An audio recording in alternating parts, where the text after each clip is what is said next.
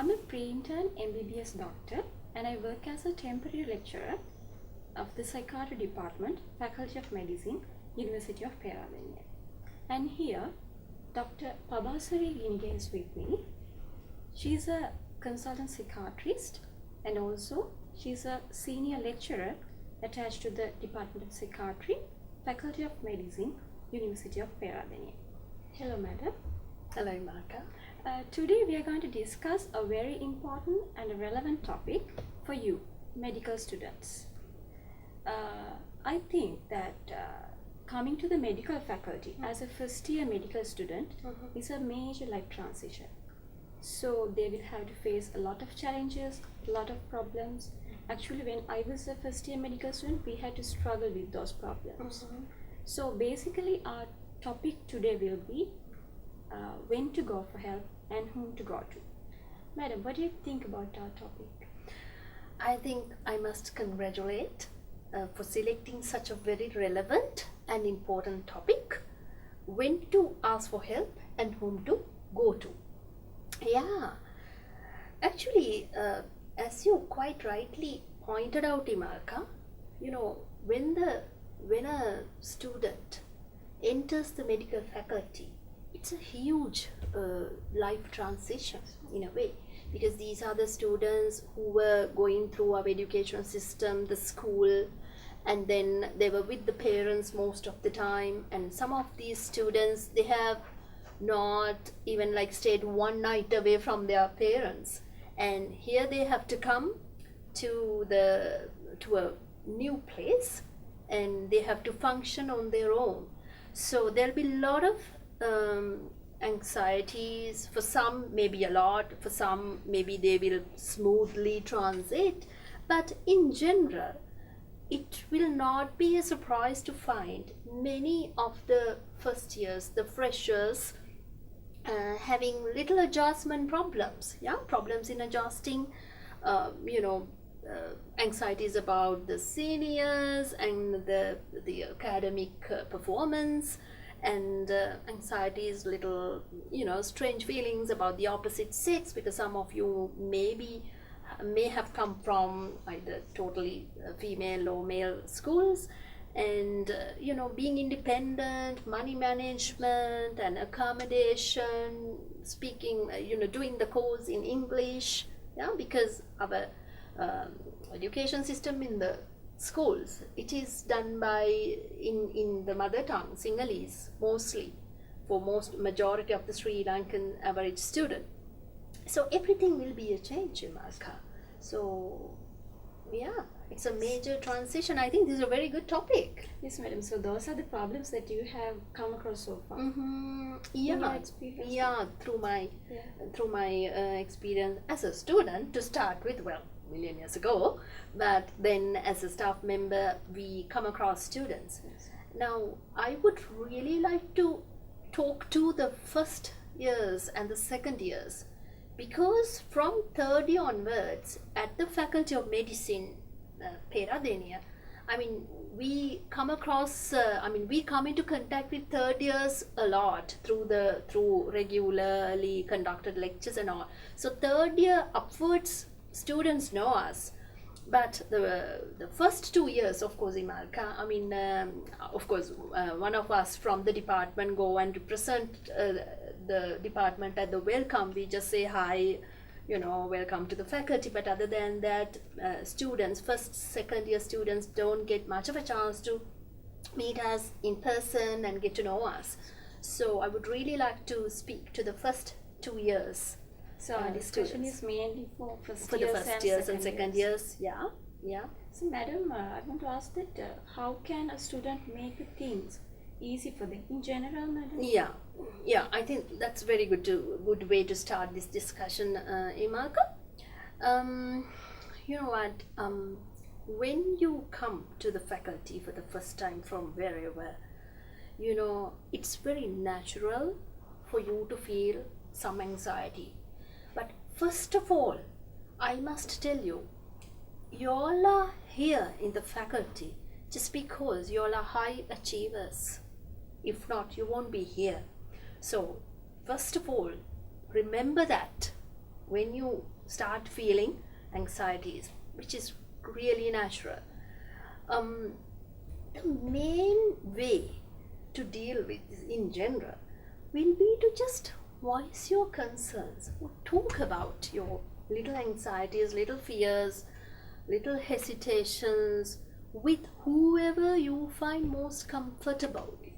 Now, it may be your batchmates, your peers, roommate, seniors of the faculty, or a known person from your hometown, area mate we say in general, or a known staff member, or a staff member you think, okay, I can approach this staff member compared to other persons in the staff better. So just talk about your concerns a little bit. Yeah. But madam, what will happen if they are shy to mix with others? Yeah, I know. Not every one of you may be very outgoing and talking, and particularly in strange or new situations, it's very natural for students to get a bit anxious about voicing their concerns, because they will be thinking, oh my god, others, I don't know what the others will think about me. They will think I'm a coward, they will think that I'm proud or something, or too shy or something, so they will be a little bit anxious, some students at least. You know what, it'll be surprising when you start talking about your problems. You will find the like-minded peers. You will, in other words, you will find you're not alone in this game. There'll be many others who face the same anxieties like you do, so you're not alone. Then you get into this group mentality. Okay, right, we are a group, so we'll face these challenges together, kind of a thing. Still, if you're very anxious, talk to your batchmates or seniors or whoever, and you don't know anybody else close to talk to. The Faculty of Medicine, Peradeniya, has come up with this wonderful plan, just like many of the other universities in the world, the faculties of medicine in the world. Every student is allocated to a mentor, an academic mentor, and these mentors are people who has opted to help students, listen to students willingly. None of these academic mentors are forced to do this or anything. They are willingly there to help you, the students. And I think back on the first day, or at least by the second day, the freshers, the newcomers, are given the chance to say hi and meet up with the, I'm correct, right? So meet up with the mentors. So there you are, you are assigned to a staff member who's willing to help. But the problem is, madam, they are not going to meet them. Why do you think that is happening in America? Because I think they're shy. Yeah. And they are not. Right. They do not want to talk about their problems with them. Yeah, I mean, that is natural. But if you don't voice, then you will be suffering alone. If you have real concerns of talking, I think the families are also introduced to the mentor. So, I mean, you are close to your mother or father or sister or brother or whoever from your family background, your home. So you can ask one of them at least to talk to the mentor, because I think mentors are introduced to the families as well, depending on the consent they give. That's a good solution. Yeah. So I thought about discussing some few problems. First of all, I'd like to talk about the problem that the students get when they're doing their academic work. Usually they get stressed, especially when they're in their first year. Okay, yeah. And they have a problem in English. What do you think about that problem? Yes, good that you brought that up, because now this is medicine, and you know how competitive it is to get into the Faculty of Medicine for a student in our country. And they're high achievers, the first years, second years. I mean, I'm telling you, the medical students are much high achievers. But suddenly you find, it's very natural for you to find, I'm not as bright as I was when I was in school. Everything is now done in English, as we just briefly mentioned initially also, English is totally foreign to me, and I don't know whether I can do this, and people get frustrated, and first years, second years, it's very could be very challenging for these students to just get into the system of getting to the course and learning these things quite right. As far as English is concerned, and these are very intelligent students, Imarka, and the faculty has provided English Language Teaching Unit, ELTU, and we also have a program to invite students who identify themselves as weak or not so good in English. We have a program for them to give extra classes and extra attention, because English is important, because this whole course is run in English. Yes, and I can assure one thing, although English is never our first language, once you start reading in English, once you listen to lectures in English, once you start talking in English, it comes naturally, because these are you all are very bright students to start with, and English is a language, and with a little bit of extra effort for people who are a bit lagging behind, and when you get into the system, English also improves with time. That is one thing. If you think you need help, extra help is definitely available, and you can talk to your mentor, or you can just directly go to the ELTU people who are always ready to give you extra time and attention. And the academic performances wise, it's natural to feel the pressure of performance, and it's very important to follow the academic program the faculty staff has painstakingly prepared for you all. Cutting lectures regularly, and avoiding discussions, avoiding clinicals, avoiding all these practical lab skills and everything, it's not gonna help one student to improve the study. One may think, no point going to a lecture, it's boring, blah blah blah, you just fall asleep and all that. I mean, we all gone through that kind of student mentality. But the thing is, particular lecture gives you a structure. Then you know what you are expected. And the faculty website has updated all the learning objectives.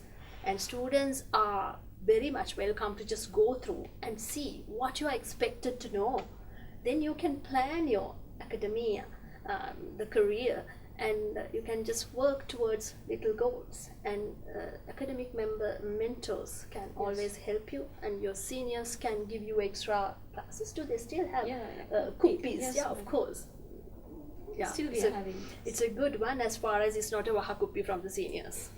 Okay.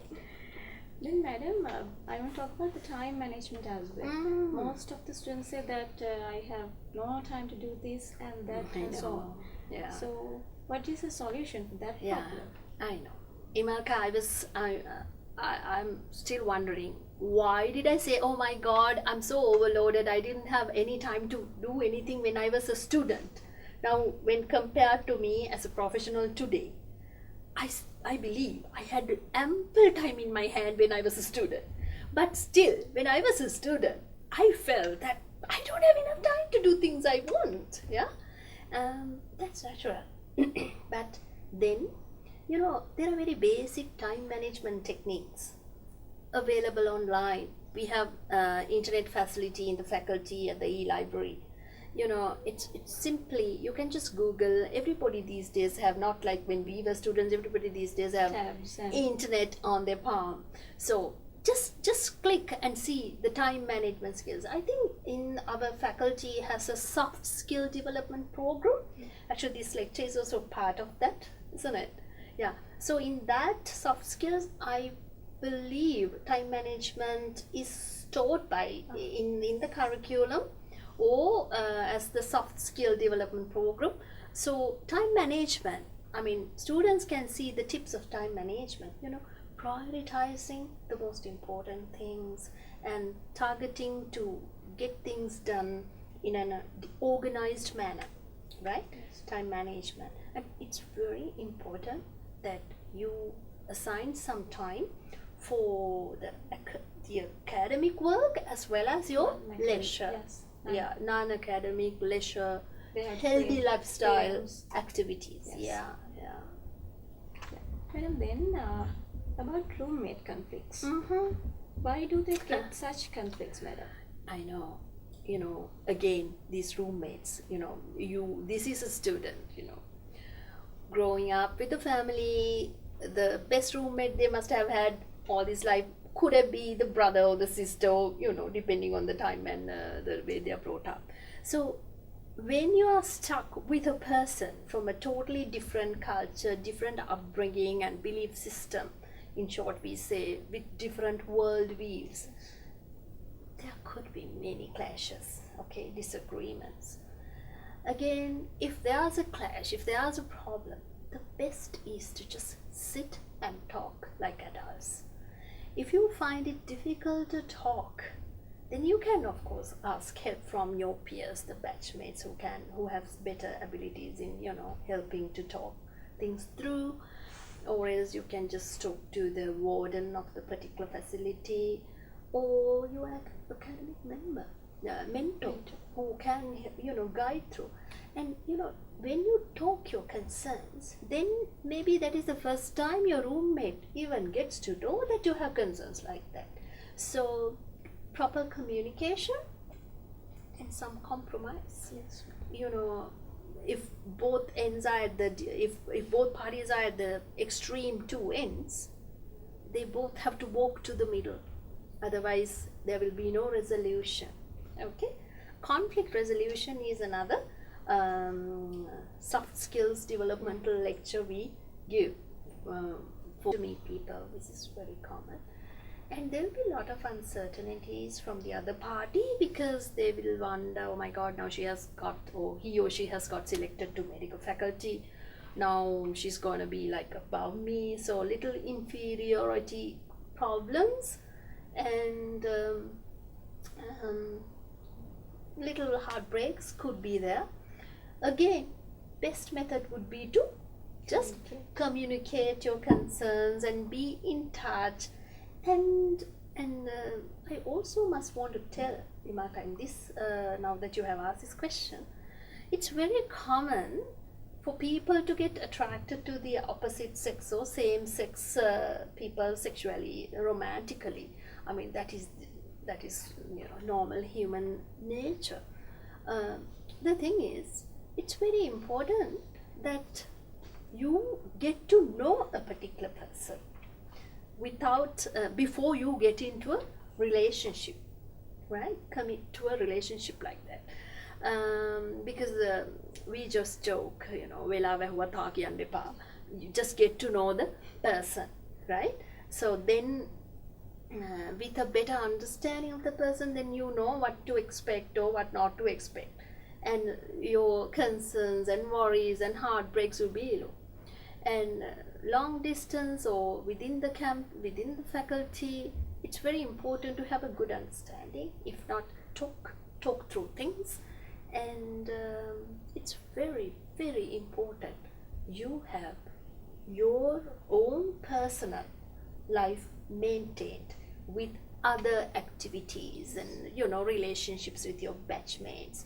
In our setting, we unfortunately sees when a person gets involved in a relationship with another person, we always think that okay, they are together, like ඉදිකටයි නූලයි වගේ පස්සෙම ඉන්නවා.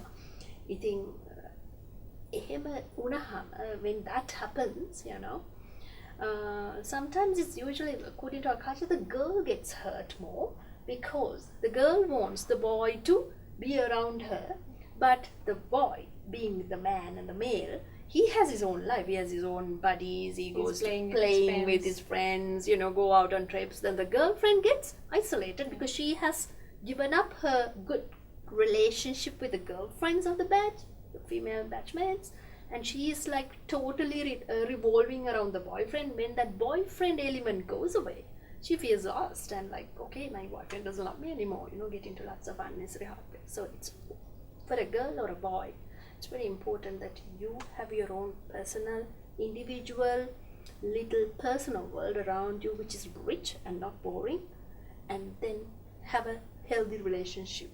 Okay? Yeah, that's Did I answer your question? Yes, Yeah. madam. Okay. So, madam, we have talked about few problems, Mhm. few common problems, Mhm. but how the students should how should they go for help? I mean, when should they go for help? Yeah. Before how, I would like to talk about when to Yeah. seek help. That's good, Imaka. The thing is, you know, we all have little ups and downs in life. That is normal, common. We all are being human beings, okay? But thing is, we all at the same time know when we can't cope anymore, when something is bothering us to a level that we can't function our normal life the way we want it, you know, if we struggle, if life has become a bit of a struggle, and if you can't sleep, and if you can't feel good about yourself, if you can't feel happiness anymore, you know, when your level of functioning goes down, it's very important you start talking Yes. to the relevant person. Someone. Oh yes, because your functioning level is low. And you know, it's very unfortunate sometimes we psychiatrists get to see these students at the 24th hour, if I'm to say that in that manner. I mean, very late. You know, they have decided that they have missed lectures, they have missed a lot of quality academic time, and they have been avoiding lectures for months and months, even years. So no, if you find you can't cope, if you're not functioning to the level you're supposed to function, then you know, man, I'm not like this now. What is wrong with me? I should talk to someone, you know, academic mentor, friend, roommate. If you can't face it alone, you just tell a friend, look, you know, They I can think talk I with need anyone, help. madam. Yeah, anybody they feel comfortable with. Yeah. Yes. So, madam, having these problems, is that a mental illness? That's a good question. I am a psychiatrist, and I see lots of mentally ill people. Now, first year, second year medical students, most probably, you know, when you hear the word mental, what is coming to their head? What do you think is coming to their head? They are. Pisu, hari paityam, hari mad, hari crazy, or something like that. No, we know better. As an MBBS doctor, now you know better. Yes. The majority of mental illnesses are not belonging to the category of psychosis, right? Normal people like you and me, assuming we are normal, get illnesses that hits the brain, you know, the chemical imbalance in the brain. If I have to put it very simply, right? The chemical imbalances of the brain all goes wrong, and then people tend to get illnesses such as depression, anxiety, and all that. So, answer to your question, these difficulties in adjusting, difficulties in coping, Imalka, could be a sign of mental illness if it is really affecting the function and the performance of a student. It may be just a passing thing. Yes. Still, whatever, it's important that you ask for help. Then we can get together and sort out whether this is going to be a mental illness such as depression, which can be treated successfully with a medication or therapy if you don't want to go into medication. And very importantly, we are very unfortunate to hear from all over the world this happens, right? Sometimes medical students or university students just attempting to take their own lives. It's very unfortunate. Statistically speaking, there is a percentage that who will always go and harm themselves, but preventable illnesses like depression, when I say preventable, helped. Depression can be helped and treated and supported. Yes. So if a student is feeling like, ending the life, I can't take this anymore, it'll be better off for everybody if I'm wiped off from the universe or something, you know what, that's not right. that is a definite time you must come for help. Okay, so I'm not going to go into details on mental illnesses, Imalka, because my colleagues from the department, they will give very clear cut simple lectures on an introduction to mental illnesses. So there is a connection, there could be a connection, maybe not, but anyway, it's very important to talk. Yes. Yeah. Madam, what do you think about the stigma going on regarding these mental illnesses? Yeah, I know that is a issue world over, not only in the Faculty of Medicine. Right now, the first years, second years, that's why I highlighted Imalka, just because you come seek help from a psychiatrist or a counselor, that doesn't mean, for God's sake, you're mentally ill, right? That's why they don't like to meet you in public, madam. Yeah, we have solutions for all that. At least we can offer solutions. And I'm sure after listening our discussions, they will not ignore our solutions, our offer of help. So then you'll be busy, madam. I know. Imalka, I think now is the time to tell them Yes. how to get help, Yeah, where to go professional to. help. Yes, Madam. professional help.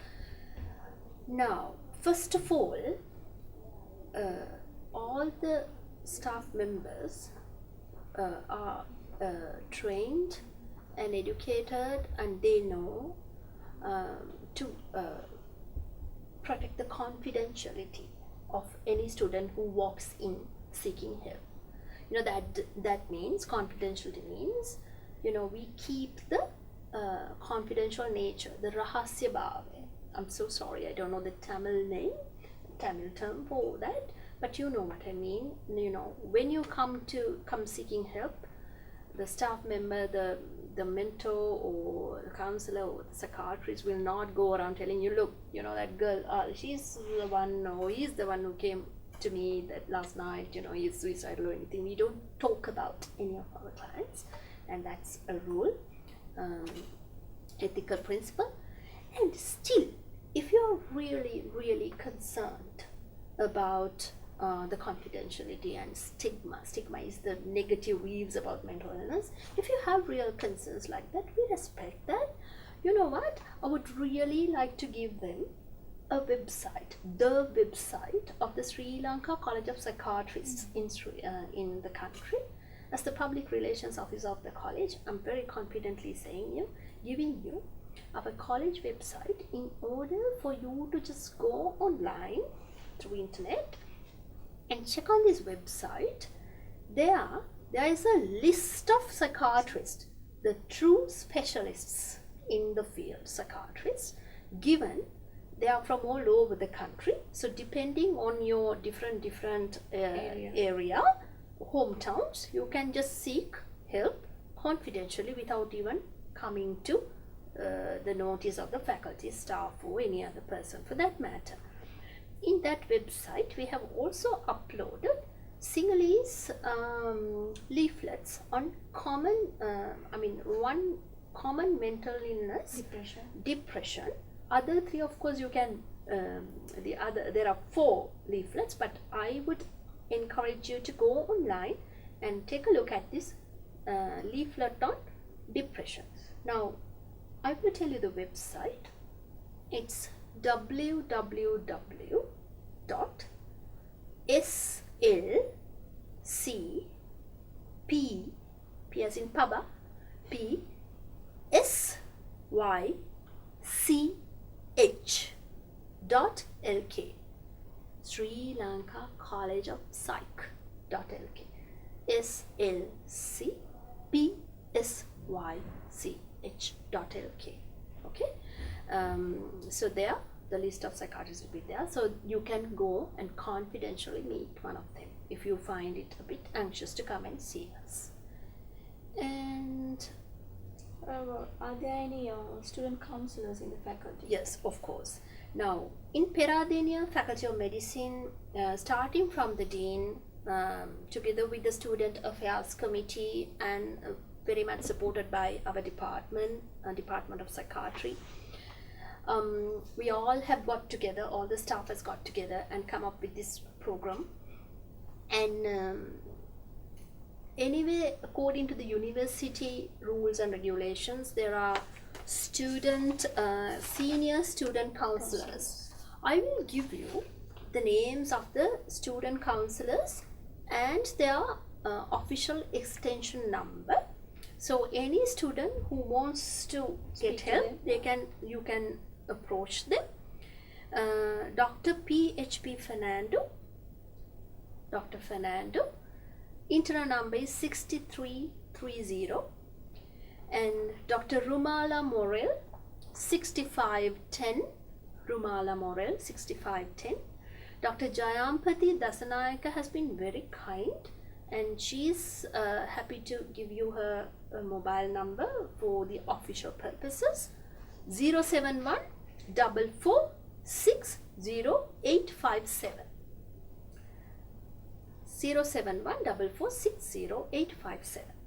Dr. Fazia Noordin is at the extension of 6541, and Dr. Rasika Kotakadenia is at the extension 6440.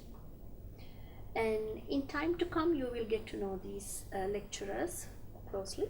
But for the moment, who are very fresh, just keep these names and telephone numbers. And the medical faculty has a student counselor appointed for the benefit of the students, and she's Miss Jinendra Dasanayaka, and she's attached to the English language teaching unit of the faculty, and she's available at 6563.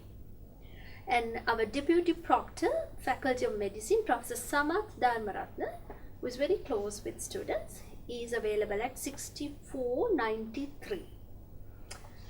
How can they meet the consultant? The psychiatrist, yeah. Yes, of course. The department or the consultants are quite happy and willing to help the students. Now I'm Pabasari again to remind you. I'm available at my adult clinic on Wednesday after 11 a.m.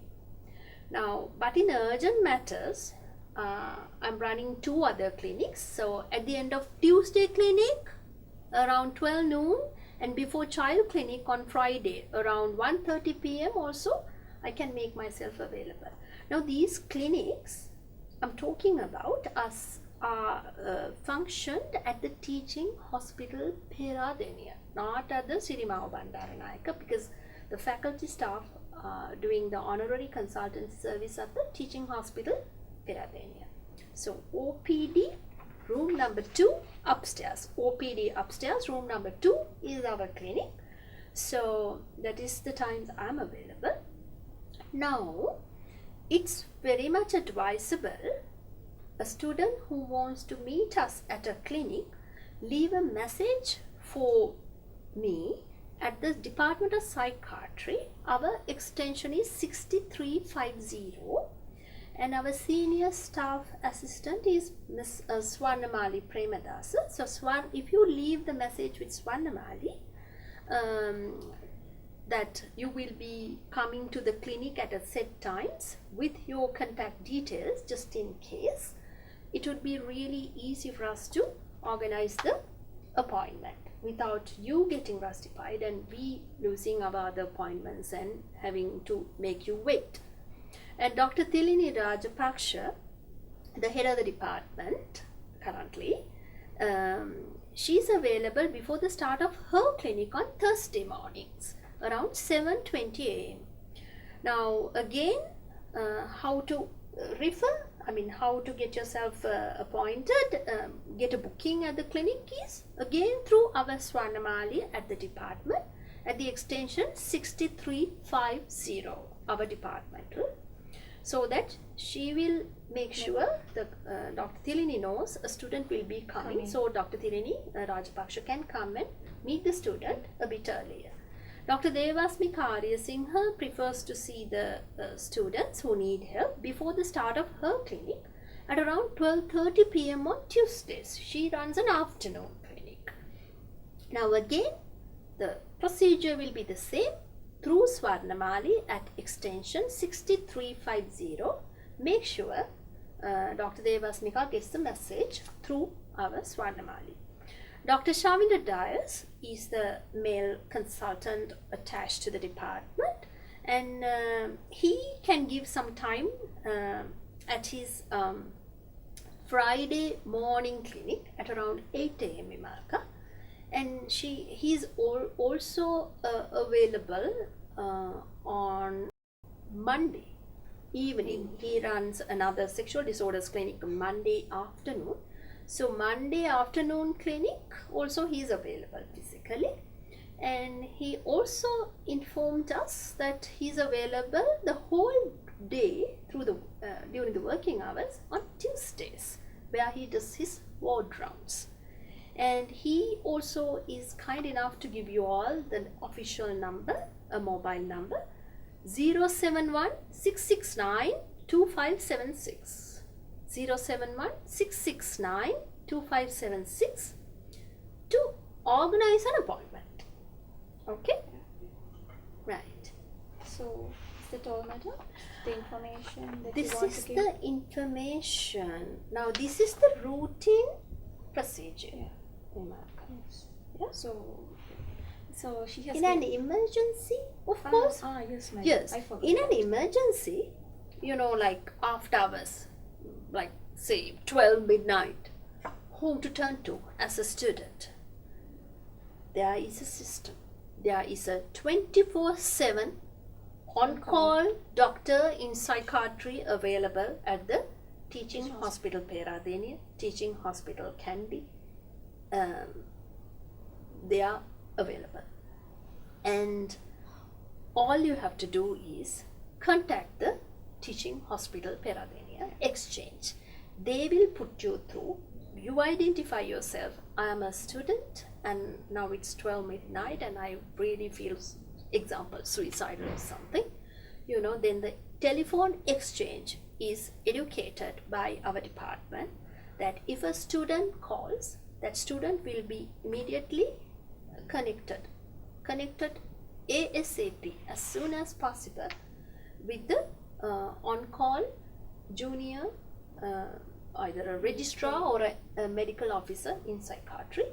And I'm very happy to say there's always a 24/7 on-call consultant psychiatrist as well.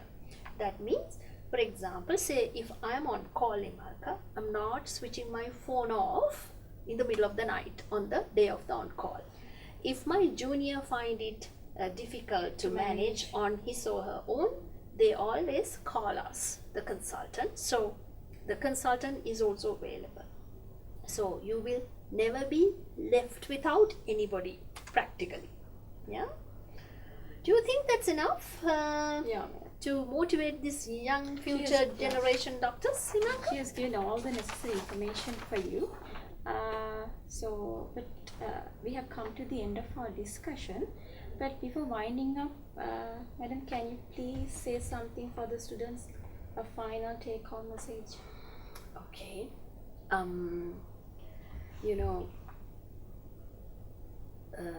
Every student is very important to all of us staff. No matter where you come from, whether you speak good English or bad English, whether you have attended to a so-called better school or a village school, those things are immaterial.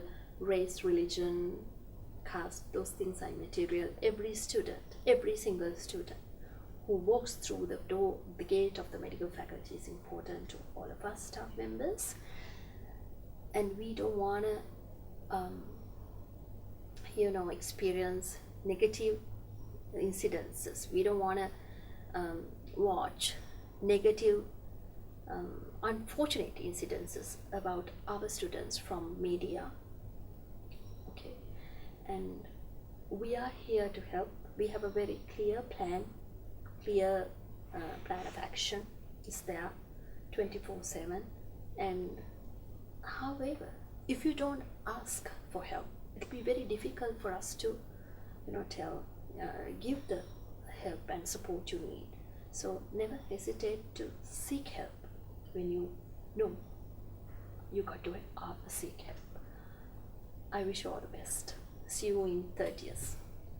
So thank you so much for being with us today, madam. And I'm pretty sure that they will understand and they will really appreciate your work, your effort that you took to give this information today. And I hope that we will meet again to discuss another similar topic, similar burning topic for medical students. Have a very nice day.